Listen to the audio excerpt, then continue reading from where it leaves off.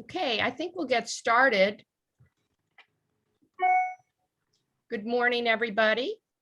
I'm Katherine Rafelson. I'm the president of the Washington chapter of the Society for International Development, also known as SID Washington. Thank you for joining us today and welcome to our career fair and to our panel on diversity, equity, and inclusion careers in international development. We're kicking off our fair today with two concurrent panels, this one and another on the many paths to a career in international development. Both panels will be recorded so you can watch the other one later if you like. We have fabulous speakers and expect lively and interesting discussions in both sessions. But before we get to that, I want to say just a couple words about SID Washington. For those who don't know us, we're a membership association with individual and institutional members from all sectors of international development. We're the only chapter in the US of the Society for International Development, which was founded in 1957 and has chapters around the world. And we're also the largest and most active chapter. And what we do primarily is we hold events for the purpose of networking and information sharing. We have career fairs like this one, work group meetings focused on different sectors, meetings with USAID, the MCC, and other government agencies, a large annual conference, and much more. You can learn more on our website, which is www.SID-W.org, and also in our booth in the exhibit hall. So that's a little about us, and we'd like to know a little about you. If you're comfortable, introduce yourself by adding your name, organization, and location in the chat box. We also have two short polling questions to ask you. The first is, are you a SID Washington member? And that poll should pop up. There we go. And the second one is, where are you joining us from today? If you're not a SID member and you'd like to learn more about becoming one, you can email us at membership@SID-W.org or visit our booth later today. And being virtual allows us, of course, to have attendees from all around the world. So we're really interested to know where you're joining us from. A little more housekeeping. Please don't forget to fill out the career fair survey at the end of the day. Your feedback is really, really important to us and it helps us improve future events. Today's fair absolutely benefits from the feedback we received at our last fair. So we hope you'll pay it forward and let us know what you think. Just click on the link that is in the chat, or better yet, copy and paste it into a separate browser for later. So thanks for that. How to get involved with us. We have many ways to participate with SID Washington and our community. You can attend our events. We have many. You can see them on our website. You can join our work groups. We have 15 work groups and networks focused on a variety of topics, including two that are very relevant to today's discussion, one on race, ethnicity, and diversity, and one on inclusive development. You can subscribe for free to our weekly newsletter, which lists all of our events as well as those of our members. And perhaps most important for everyone here today, it also lists job openings at our member organizations. So you can sign up for our newsletter on our website or again, stop by our booth in the exhibit hall later today. And then, of course, you can follow us on social media. A couple important things to note. As I mentioned earlier, we will be recording this session and sharing it publicly through our network and social media channels. We have live transcription closed captioning available, and that can be activated through your settings.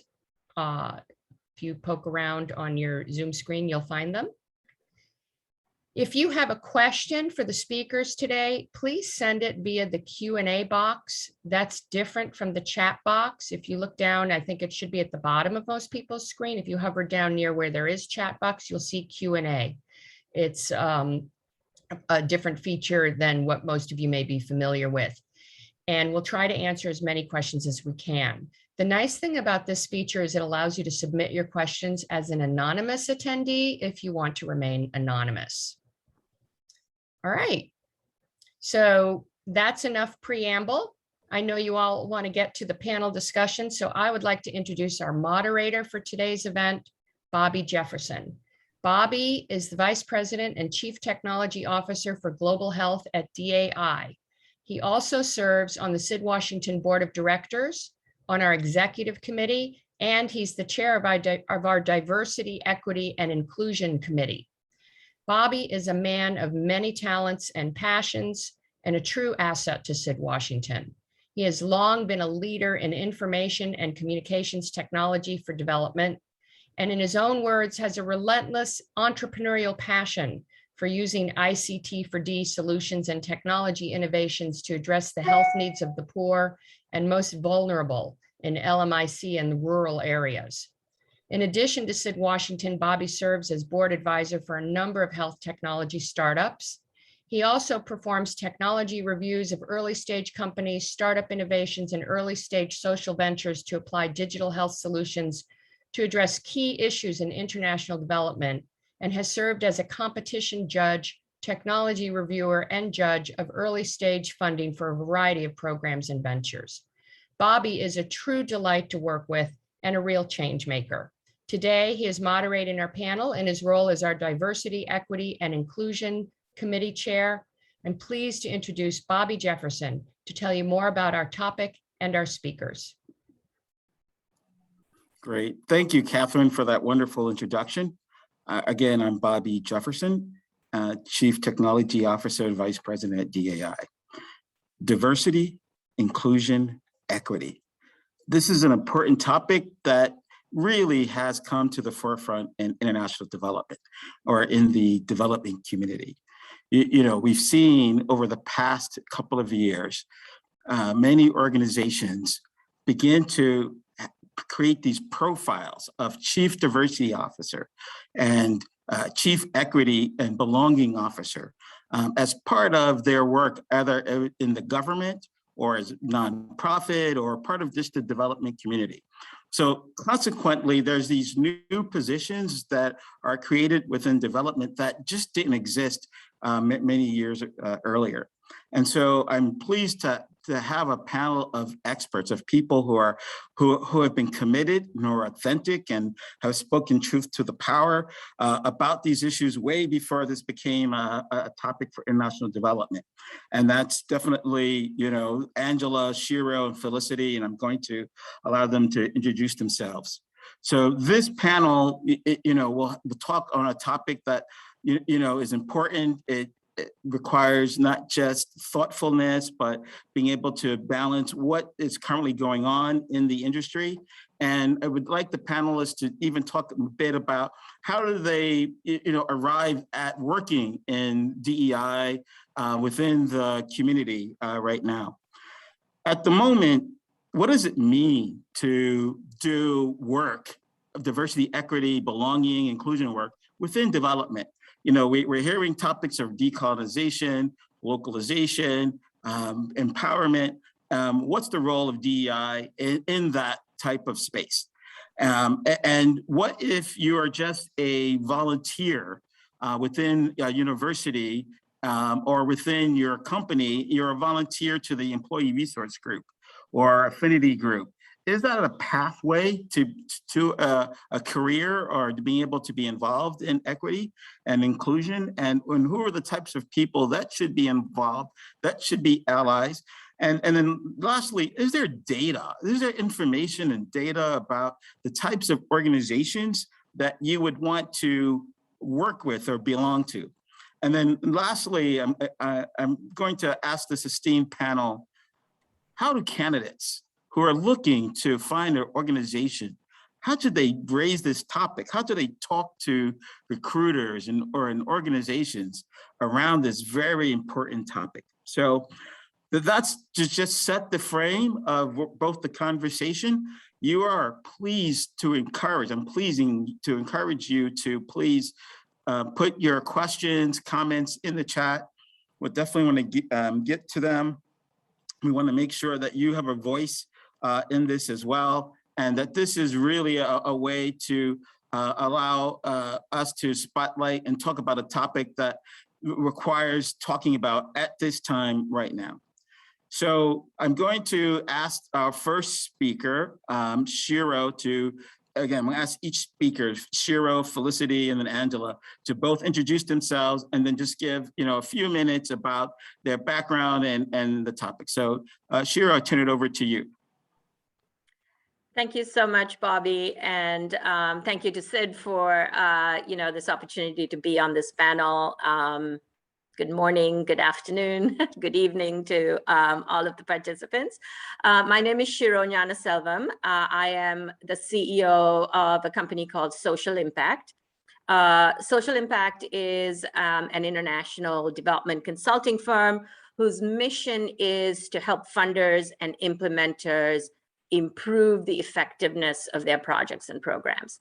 And so we do that by offering services at all stages of the project cycle, planning at all levels, research and analysis, monitoring, evaluation of all types, learning, capacity building, organizational development. We believe,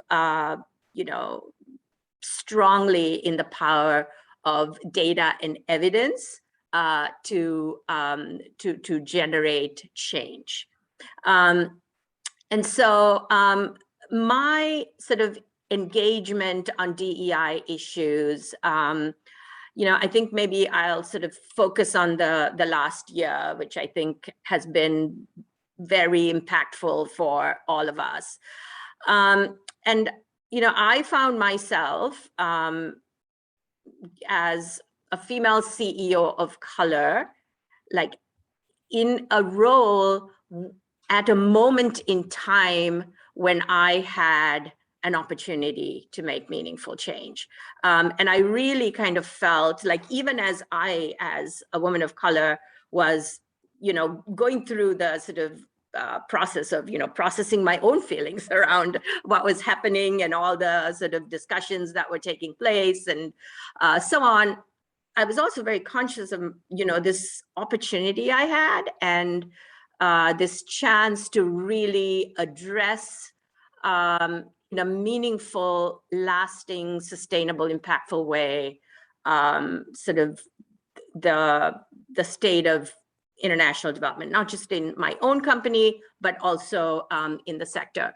And so for us at SI, we said, we're going to work on DEI issues at 3 levels. We're going to, look at the individual level. We're going to work on things at the level of our company. And then we're also going to be intentional about contributing to changes at the sector level. So at the individual level, we invested in things like training. We gave our staff space and time for reflection. We started up a reading group that would help people to really kind of broaden their perspectives and engage in dialogue on hard issues.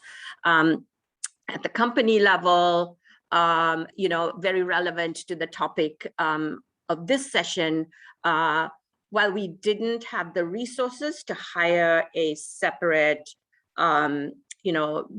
DEI officer or chief equity officer, we did have an opportunity to elevate what had previously been a director of human resources so we elevated it to a VP level, and we changed the orientation of the role to be people and culture. And in that changing of not just that role, but the whole team supporting the VP of people and culture, we were able to kind of reorient our own perspective. And then as the year progressed, we conducted an organizational culture survey. We integrated sort of the findings and recommendations of that survey of other like data analysis that we had done into our 5-year strategy, so that now, it's not just on one team or one individual, but it is part of our strategy for the long term. We set up a DEI council and so on. And then the last thing is that we also engaged actively at the sector level. And one of the things that I was involved with was in doing a survey called BRIDGE. BRIDGE stands for Benchmarking Race, Inclusion, and Diversity in Global Engagement. And the purpose of BRIDGE was to benchmark the state of diversity, equity, and inclusion in our sector. I think individual organizations to varying degrees have been looking at this issue, but while many of us who've worked in this sector for a long time, have a sense of kind of what is the state of play with respect to DEI at the sector level, we just didn't have the hard data around it. And so this survey was aimed at bridging that gap so that we can no longer use the sort of crutch of, well, we don't have the data, so we don't have to do anything about it as an excuse, right? We wanted to be able to move beyond that. And so this was an entirely kind of pro bono effort that lots of organizations in the sector participated to move forward. The findings are publicly available. And now it's really gratifying to see how organizations and various groups, including funders like USAID, are paying close attention to the findings and then taking the findings and using it to inform decisions and actions. I think I'm gonna stop there and turn it over back to you, Bobby. Thank you. That's a very rich introduction and a lot of information. We'll follow up. I'd like to introduce Felicity. If you can do your introduction and Hi, Bobby. There you are. Great. Nice to see you today. Thank you so much for having me today. So my name is Felicity Hassan. I'm the president of an organization called Audeliss. We are a search firm and we focus on leveling the playing field for diverse talent. We have been in this space for 10 years, as Bobby knows well. And so, our commitment to diversity in the executive and board search space is very authentic. And we launched in the UK in 2011, but I launched the US business in 2018, having moved to America and actually a little earlier in 2008, specifically because there was such a clear need for more commitment to diversity in the search and recruitment space. I think our general methodology is working with clients to encourage people to widen the gate rather than lowering the bar. So I applaud Shiro for all of the work that she's been doing as well. And what I would say is, there's been a historical conception that diversity equals compromise. Diversity does not in any way mean compromise. If you're compromising on talent, then you're getting this wrong. You don't understand the direction that you're going in. If anything, diversity is raising the bar. Like, you are really kind of thinking about bringing, as you mentioned, Bobby, in terms of Shiro's introduction, a richness of dialogue, a richness of difference, a difference of perspective into the room, which is going to make your business that much more effective, that much more innovative, that much more progressive, and therefore that much more productive and successful. So that's really our core objective and mission. And what brought me to this space is, I've always been, I was born into a military family with, I'm one of 4 daughters, so I've always been a very outspoken feminist. I then moved to America and married an Egyptian and had 2 mixed race children. I also married into a Muslim household. And so, the breadth of exposure that I got to various intersections of diversity was core. I also launched this business alongside a great friend of mine who is an LGBT Punjabi Sikh. And I think understanding and appreciating the intersections of diversity across the board are extremely important. You will probably, in fact, see my daughter today because she's unwell and here with me in my office. So she'll be on and off the camera helping me out. But I think, that was I think having a personal story and a personal narrative and this being, personally important to me really kind of impacts the work that I do as well. So just thrilled to join you today and talk about how diversity and career path really intersect. Great, thank you for that. That's wonderful. I'd like to now introduce Angela, who's been involved in this and has published both in DevX and articles around DEI. So I definitely want to give a nice forum to Angela. Are you there? Yes. Okay, please. Yes, good morning, good afternoon, everyone. My name is Angela Bruce-Raeburn, and I come to the conversation around DEI just through sort of a combination of things. I worked in Haiti after the earthquake in 2010, and it was a place where you really get to see up close and personal how race, racism, lack of diversity, lack of equity, no inclusion, how all of that sort of interplays when you're talking about reaching people in vulnerable circumstances, in vulnerable places in the world. And so just being there at the time, also being in watching sort of the scandal erupting with Oxfam and the sexual harassment and sexual misconduct issues. And just looking at how the international community talked about the issues around sexual misconduct, but without talking about the racial component to it, how the underlying issues around race just was completely glossed over. And so I started to write about it. And so that's kind of where I come from. I'm a Trinidadian. I was born in Trinidad and Tobago. So I come from a developing country perspective. I see the world through the lens of being Black, a woman from the Caribbean, and understanding how marginalized people live, because I come from those people. And my parents migrated to the US. My parents were undocumented in the US for many years. So I lived an undocumented child experience. And all of these things sort of came together over a period of time that allowed me to have a very clear sense of what I have to say. And so I worked at Oxfam and I worked in very places and started my own consulting.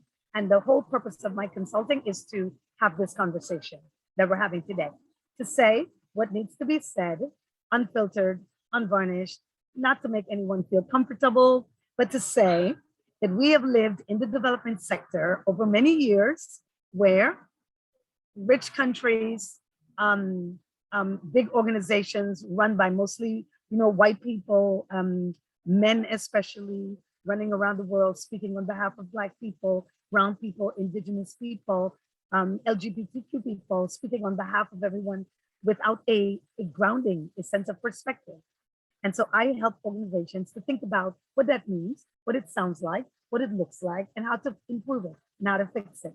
And so that's my introduction for now, and we can move on. And I'm gonna be on mute. As I said earlier, I'm outside and I don't want to disrupt. Thank you for that, Angela, because what you mentioned about, the lack of representation and, and how others are speaking on behalf. Shiro, is there any data around that? I'd really like if you can share something from some findings from the Bridge survey and your insights from that, because a lot of organizations have done maybe their own internal surveys, but the sector-wide, if you can just share some data to sort of back up the evidence that we're talking about, that would be great. Absolutely. And if we can just bring that slide up, that would be great. All right, fantastic. So, what you see, the sort of headline on this slide is really one of the biggest findings of the Bridge survey, right? That the distribution of power is highly unequal in our sector, particularly as it relates to race. And so if you look at the bars on the left, like the leftmost bar is the US Census data. And just to back up a second and say that what we looked at in the Bridge survey was US-based organizations working in international development and humanitarian assistance with a focus on the sort of headquarters operation, right? So that's an important framing to keep in mind. So if we look on the very left, we see the census data, we see 60% of our population in this country is white, 40% is not white. And if you look next to it, right, the bar, you see that at the staff level, our organizations are fairly similar to the general population.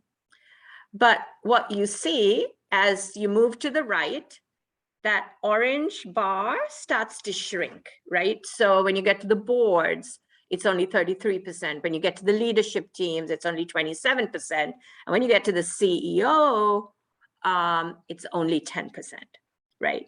And so this is why we're saying one of our findings is that the distribution of power is unequal, because the representation of the leadership and the decision makers in our organization is not reflecting the sort of composition of our staff, right? That's one.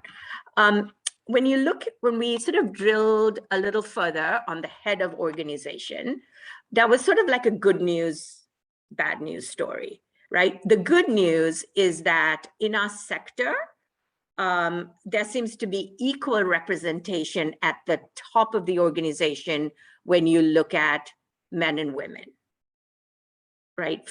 About 50% of our CEOs are female, about 50% are male. But then when you layer race on that, then you start to see where there's a big problem. So on the left hand, the upper left-hand corner, like around 11 o'clock, you see that BIPOC female CEOs are only 4% of all CEOs. And then at the maybe like 5 o'clock position, you see that BIPOC male CEOs are only 6% of all CEOs, right? So this is where the big issue lies, you know, in our sector in the US, within the headquarters operations. So this is, I think, one of the sort of biggest findings. And then, you know, there are sort of wraparound findings as well that I think perpetuate this. For example, you know, one of the ways in which you can get change is to create accountability for change. And transparency is a really important sort of stepping stone to getting that accountability. When we asked in the survey, well, you know, do you share, even within your organizations, with your staff, do you share the diversity kind of composition of your staff? Only about 40% of organizations said they share the diversity composition internally. A much smaller percent, I think it was, I'm not looking at the data right now, but a much smaller percentage said they share it externally, right? So without these sort of transparency around these sort of the state of play, there's sort of no concrete mechanism by which to hold organizations and leaders of organizations accountable for making change. So that was kind of another important finding from the survey.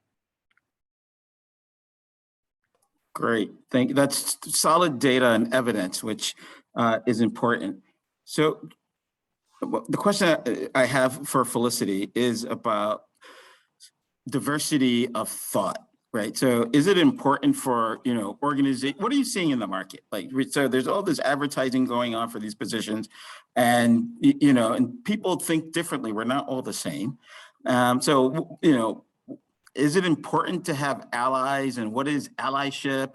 And then quite frankly, you know, as many of the attendees are, you know, in a career fair, they may be applying to DEI type of positions or getting, as Shiro mentioned, promoted within the organization. What happens to them after they get a job? And, you know, what happens when they're seeking it, when they get one? Are there allies? If you can just talk a little bit about just the general market, from your viewpoint, what you're seeing and what candidates are telling you, and what organizations are telling you, that would be great to have that insight. Fantastic, thanks, Bobby. So I would say that we have seen significant progress over the course of the past 18 months. I would say that was actually sparked by COVID. You know, there are very few positives that we can say that came out of COVID, but I do think an increased sense of awareness of the strategic importance of difference and diversity was one of them. So I think we as an organization saw an increase in traffic of organizations coming to us to say, we've been thinking about representation within our organization for a long time, but it simply have not had time to actually execute on it. And when COVID came and everything sort of ground to a halt and we went through our like panic period, I think when we emerged from that process, a lot of organizations suddenly thought, right, okay, I've got a little headspace now. I've gone from hiring 500 candidates at this time of year to 5 candidates. So let's make that count. Let's make sure that I'm really thinking about people who can bring some difference of thought and perspective and representation into my organization. So already people had started to actually kind of take that step back, take some headspace and think strategically about where they were in their journey and how they could use this time of slowing down and taking stock and increase flexibility to see if they could inject more diversity into their workforce. So that was kind of the first major change that we saw in the workplace as of, once the panic subsided. So it was say April, May of 2020, I would say. And then, of course, we went into the tragic events and the murder of George Floyd in the summertime. And that was like a real wake-up call for so many. There was a realization in the US, but I would say globally, there was a global wake-up call that there is this process of systemic racism, certainly in this country and beyond. And that's something that we need to address. And by the way, we have, to your point, we've been talking about this for the longest time. But what change has been made? What difference can we see in our organization? Well, I think you can see from Shiro's slide, not much. We have not made meaningful progress in terms of actually increasing representation, certainly of people of color, in senior executive leadership and board roles. So that was a point at which I would say we shifted from a process of corporate communications to a very human prospect of CEOs coming out and saying, I have not been sufficiently proactive in this space and I plan to change that. Now, at the point at which you have senior leaders coming out and saying that, you actually have to back it up.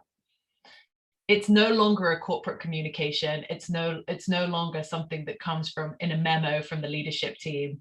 Now it's something that came from Bob or Mike or John, because let's face it, most of them are straight white men, who actually now meaningfully and authentically said, I really have to do something about this and I'm going to commit to it. And a lot of them like put rules in place as to how they're going to make changes. So I think when we think about the market and like where we've moved, I would say there has been significant progress towards driving diversity in business.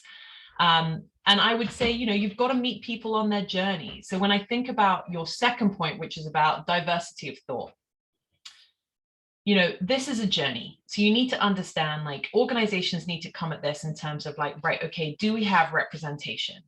And then thinking about representation in more than just optics. Representation isn't just having, Black professionals and Hispanic professionals and women and LGBT plus professionals and so on and so forth in your leadership team. It's giving those people a voice.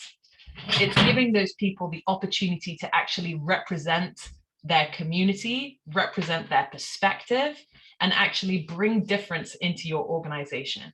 I had a great conversation with somebody. We were placing a senior executive Black woman on a board, and I was taking a reference from a senior white man who she had served on a board with, and he made a really good point, which I think illustrates this extremely well. He said, the board is all white men so far, the board that he sits on with her. And they had all come unanimously to a decision to move in one direction as a business. And she was the person, thank you, darling.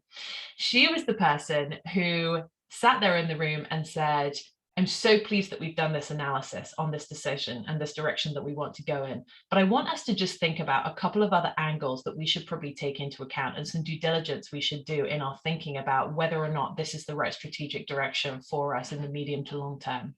And they went back to the drawing board and they thought it through, and they ultimately ended up going in a completely different perspective. Now, had she not been in that room, they would have gone down that path that they'd all agreed on, because they were all in agreement. And that's the beauty of a board, where you kind of bring in lots of folks that you know and you trust and you all think in the same way. They were happily all going to agree and go down that one path. But it took that person who had the confidence and had the capability to step up and say, I don't know whether or not this is the right direction, and very diplomatically ask them to rethink that direction in order for them to actually then come to the right conclusion. That is the benefit of differences of thought. I appreciate that. And one of the topics that comes up when it comes to diversity and the differences of thought, I want to direct to Angela. And it's also one of the questions that came in the chat.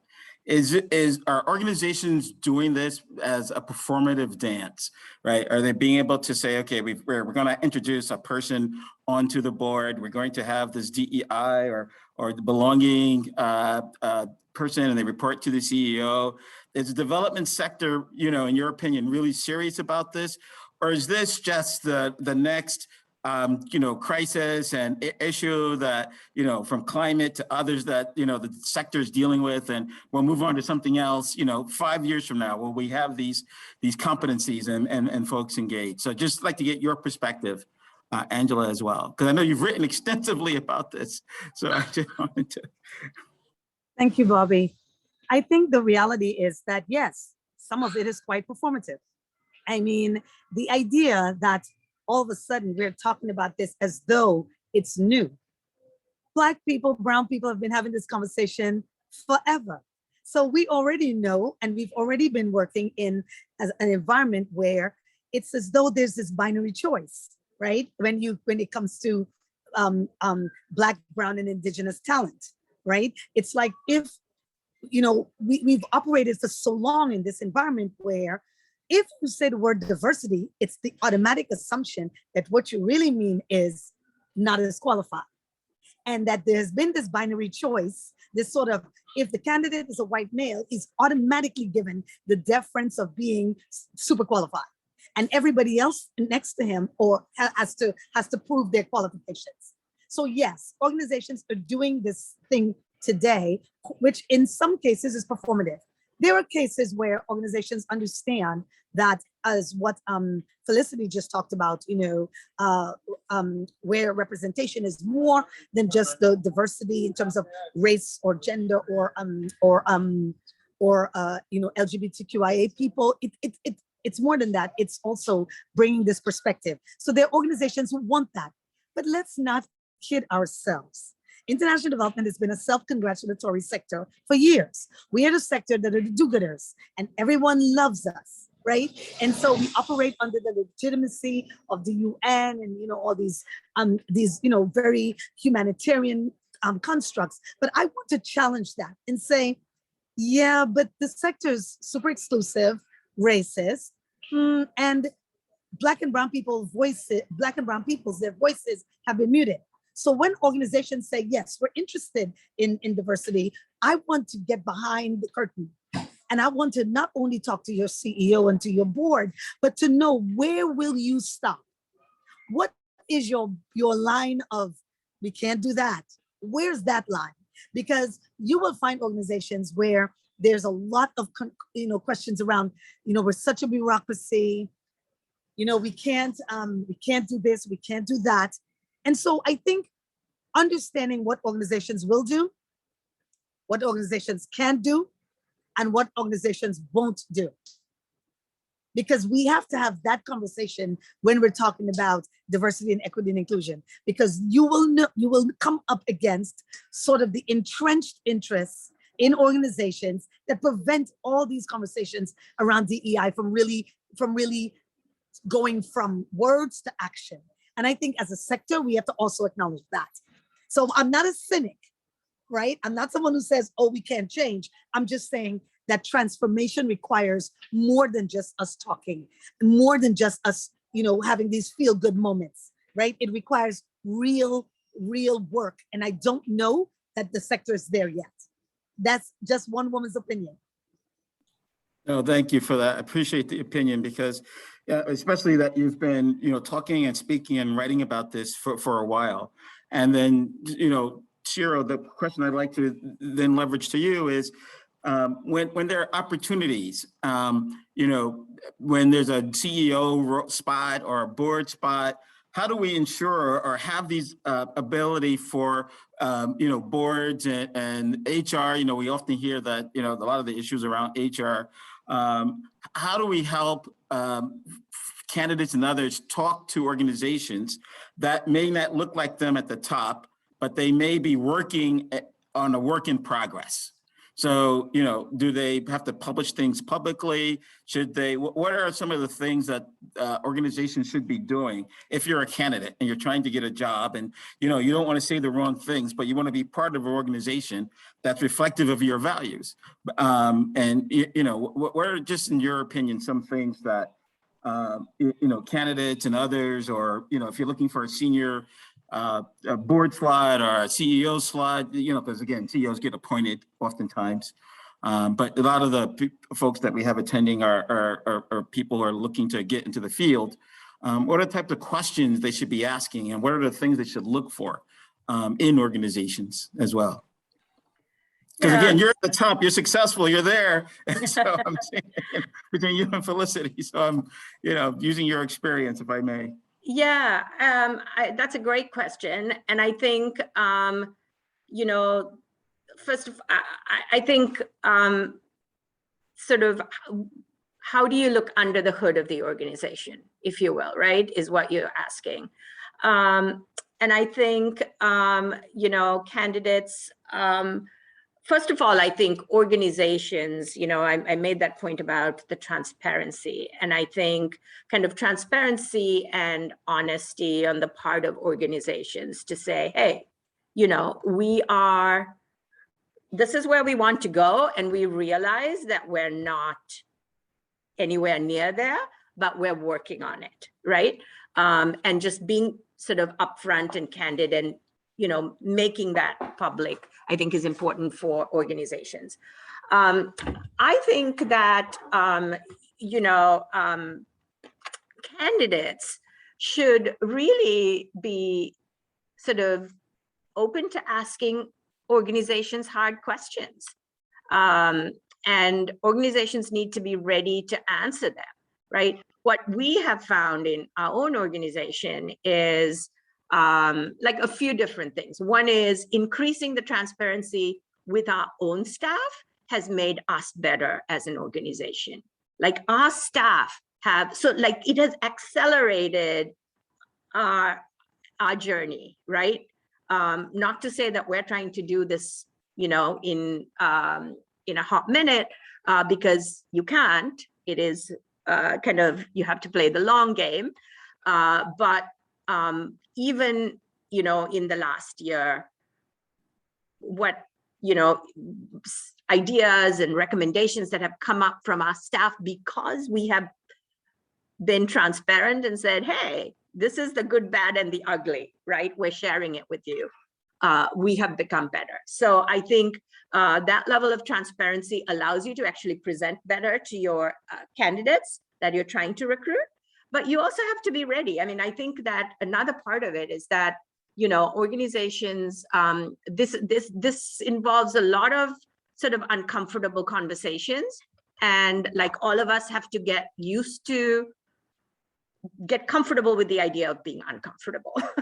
And so I think that's another thing. I've also, you know, I think on the flip side, I think organizations, you know, I've heard from staff as well as from, you know, people that we've hired into the organization, you know, we've really appreciated, you know, the work that Social Impact has done on the Bridge survey, right? And that, you know, you're out there making a contribution to the community. And so I think those things all matter to candidates. You know, candidates do tons of research, and you know, I encourage you all to do that. But I think ask questions, even if you know they might be uncomfortable. Is, you know, have you integrated DEI into your strategy? You know, oh, how have you done that? Right? Is it you know, how committed is your senior management team? Like, what are some of the things that they have done? Right? You know, we're talking about particular DEI roles. And I think that is really important to have in organizations that can afford to do that. But the one thing that organizations must be really careful about is that you don't go down the path of saying, okay, I've done it. I've hired my chief diversity officer, and now I'm going to go back to business as usual. I checked that box, right? And so, I think candidates should come along and say, hey, okay, tell me more. Like, what have you done? What has the senior management team done? Like, concretely, tell me 3 things that happened in the last year. Just some ideas.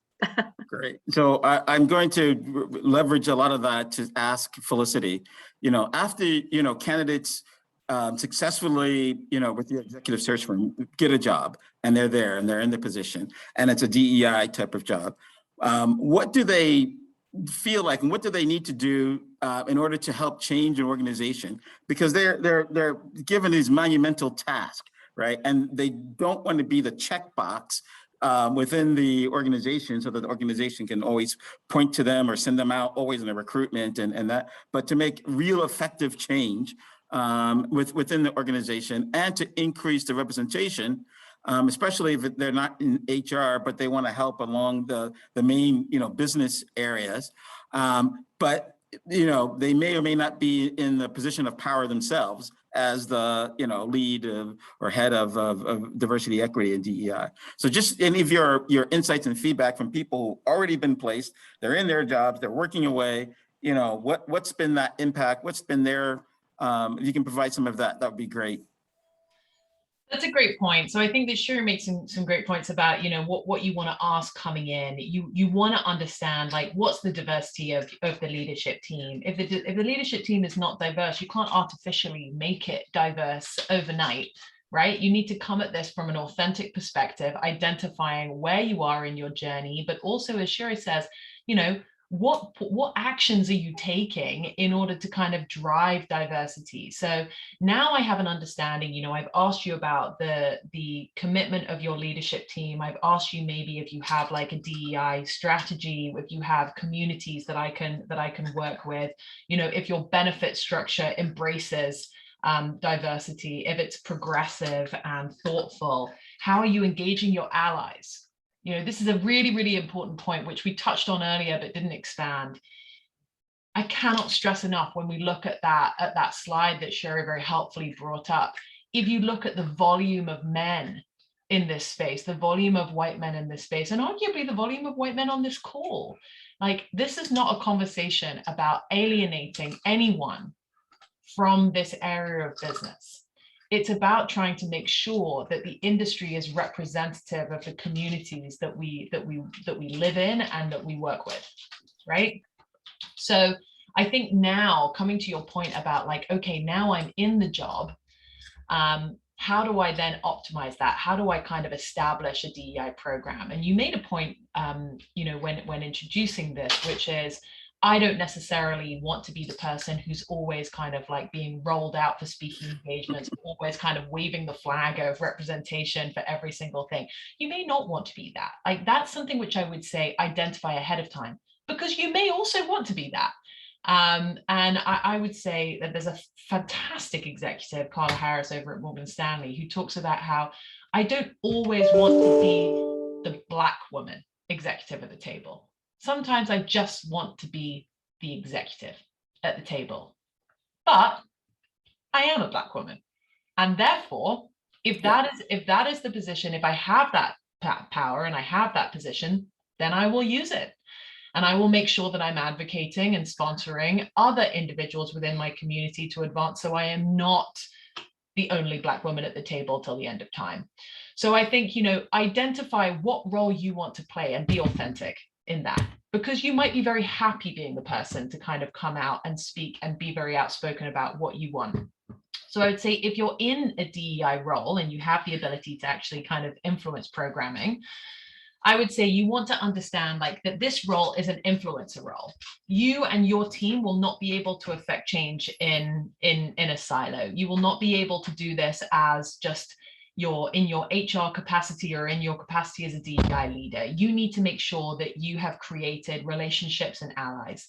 So I think the most important thing that you have to do is to identify who the key stakeholders are within your organization, who are the leaders specifically who are recruiting talent, and make sure that you have communicated with them, and with their HR counterparts and business partners, how you believe that the DEI strategy is going to play out.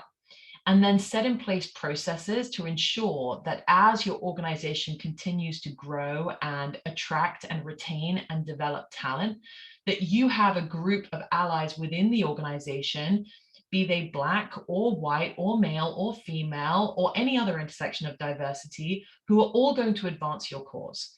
They are going to be progressing with interview processes that remove bias. They're going to be training and developing individuals at equal paces, which don't necessarily give artificial opportunities to individuals that perhaps kind of show what do they say about a lot of candidates? A lot of male candidates are kind of are promoted on potential. Whereas women and communities of color tend to be promoted on the basis of proven experience, right? Let's make sure that we're not kind of perpetuating that cycle, that we're giving everyone the equal opportunity to advance through an organization. So removing bias from those situations. And if you're coming into a leadership position which is not specifically aligned to DEI, then it's making sure that you understand what those policies and processes are, and that you're honoring them and that you're executing on them. If you have the opportunity to develop a succession plan within your team, which is diverse, that you really kind of capture that opportunity and really kind of make the most of it.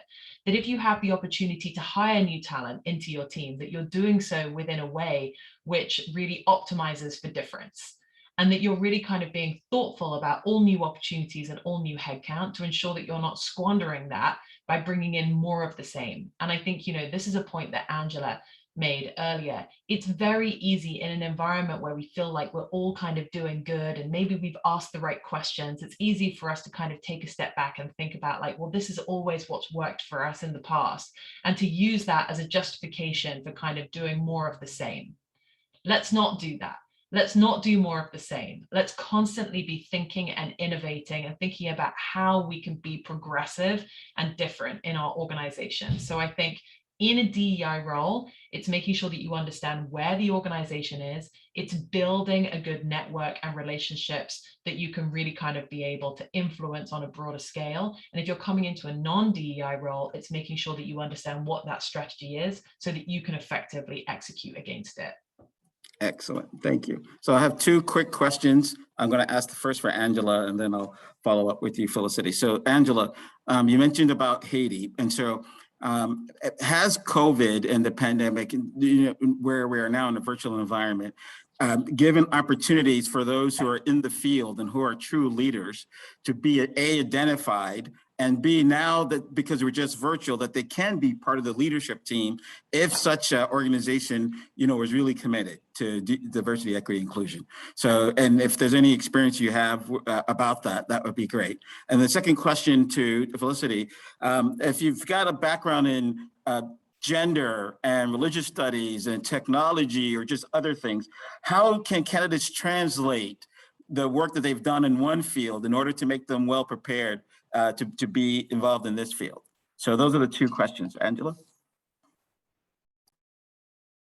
So Bobby, I missed your first, the piece that you were saying about Haiti. What was I'm sorry, there's some background noise. Yeah. Could you given your experience, given your experience with Haiti, are there opportunities for our colleagues in the field who are leaders, like people who are leaders in Haiti and other countries, to be part of the leadership and executive team in international development firms, since they're all virtual? Have we now lowered the excuse so that they, hey, you're in the country, you're far away, but now that we're closer virtually, can they now be part of the senior executive and leadership team and identified as such? Yeah, so that depends. A lot of times, you know how it is in the field, right? Or we were calling it the field. You know how it is when we're working in these countries, and the people there are often not the ones that are perceived as the leaders, right? A lot of leadership cues and decisions are made in the headquarters. So it's hard to be perceived as a leader, especially when you're doing the hard work on the ground in these countries. So that's a real thing. And yes, now that the pandemic has made us all virtual, so now we're all equal because we're all far away. right? And now it's no longer where headquarter people can fly into a country and, you know, and be the experts, while the people who really do the hard work are just, you know, looking at them. So that's a real thing, and it's really happening. I don't really feel that the opportunities are so great as yet, because I think we're now starting to understand the pandemic. We're now starting to understand the impact of the pandemic. We're now starting to make different decisions about the work that we do, because now organizations are realizing, oh, we don't all have to fly in from Washington, D.C. We have smart people over there. And because of the pandemic, we are now forced to sort of do what we didn't want to do before. Because if you think back to 3 years ago, right, the idea of us doing this kind of work where we were having to rely on people on the ground in country, that was unheard of. I mean, how many times have people in DC flown into a country because they're the ones meeting with the minister, they're the ones doing the hard work, because, you know, they're the experts. Now the pandemic has made us all equal. And that is the one thing, as you know, someone was mentioning how COVID has, if there's one good thing that's come out of COVID, international development has benefited into the extent that we are all of a sudden being able to see the level of talent, right? Now, how are organizations going to react when we go back to work? Are we going to go back to business as usual? I don't know. And can I just say one more thing? I noticed someone in the chats, I was trying to read through the chats. I just wanted to add, when we talk about the people on this call who are looking for work, who are looking to break into the sector, I want to say that do not underestimate the power of the network. Do not, you know, white men have cornered the market on networking. They've managed to use it in a way where, you know, golf and all the things that you hear about, where men get together and talk, and then jobs come out of that. Women have been doing it over the last these last few years, but where Black women and women of color need to understand is that you need to develop your networks. You wanted that job, you have to know people in the organization. You have to go to those networking things. You got to join these groups. You have to put yourself out there. And do not think that my talent alone will get me in the door. It won't, okay? It won't. I see Felicity applauding that. Just to say the last thing on that, Bobby, is I belong to a group of women called Black Women in Development, and it's just a virtual platform, just Black women all over the globe. And what we do is talk about jobs. And when jobs come up in our organizations, we post it in the chat, and we tell people, if this job looks interesting to you, I may know the hiring person. I have personally taken the resumes of people in that chat to people in my organization, because I understand the power of someone saying, I know this person, and please, this person can do this job. You should interview them. And I will end there. I will end there. Great. Just so Thank you. Join the networks. Thank you. Thank you. And so I think we are out of time. I did have, maybe I can give like 30 seconds for Felicity. I would just say what she said, Yeah. like, make sure that you are part of all the groups. Angela makes some really good points there. Like, never stop networking. It doesn't matter if it's something that you feel comfortable doing. No one universally feels comfortable networking. Make sure that you're out there. Make sure that you always understand your value and what it is that you're looking for. So make sure that you continue networking. Because it's those kind of opportunities, if you're looking to change industry or you're looking to change direction, it's those networks that will facilitate like getting you in the door. And it's just as easy for women to build those networks as it is men. We just haven't been as proactive about doing it in the past, and there's nothing stopping us doing it going forward. So be confident, lean into it. Make sure that you remove all that kind of chunky jargon from your resume so that it's accessible in different fields. Get out there and make sure people know what you want. Don't allow them to, don't assume that people will just through ESP understand what you're looking to get from your career. If you want something, you've got to ask for it. You've got to be outspoken. Great. And Shiro, your last comment, and then we'll wrap. Thank you. you're on mute, sorry.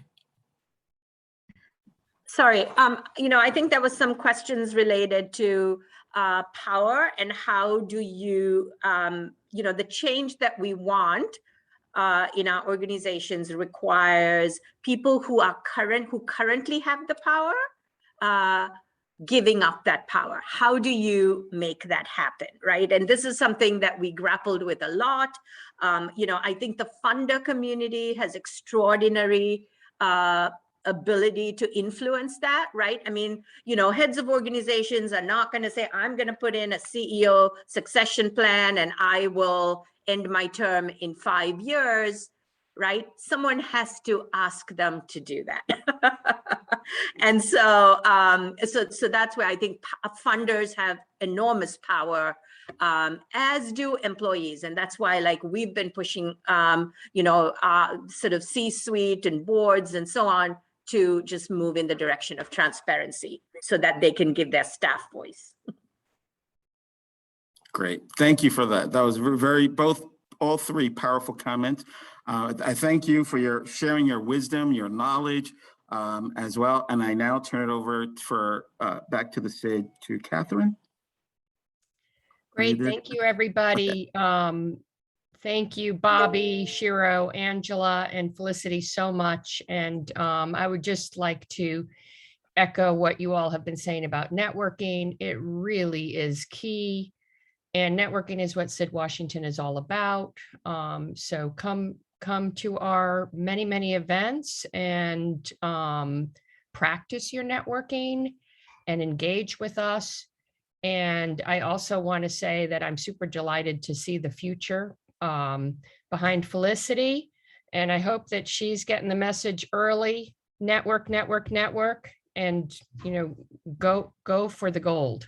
You can do it. So thanks, everybody. And now our exhibit hall is open. So please go to the exhibit hall, network there, and also join us this afternoon at 4 p.m. after the exhibit hall closes. We're going to have a networking reception on Zoom, and members of the SID Washington board and our work group co-chairs will be there. So again, wonderful opportunity both to practice and also to make serious connections. So we hope we'll see you there. And thanks again, everybody. Thank you, Katherine. Thank you, Bobby. Thank you. Thank you very much, everyone. Okay. Bye-bye.